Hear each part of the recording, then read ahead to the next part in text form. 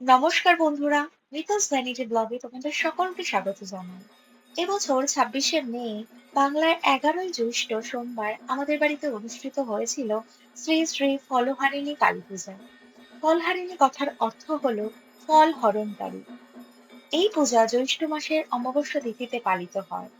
হিন্দু মতে প্রচলিত বিশ্বাস, ফলহারিণী রূপে আদ্যা শক্তি মহামায়া কালী সব অশুভ শক্তি হরণ করেন।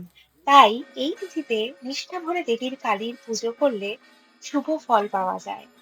আর এই বিশেষ দিনে শ্রী রামকৃষ্ণ পরমহংসদেব নিজ স্ত্রী সারদা মাকে দেবীর আসনে বসিয়ে ষোড়শী রূপে আরাধনা করেছিলেন বলে এই দিন দক্ষিণেশ্বরের কালী মন্দিরেও বিশেষভাবে পুজো করা হয়।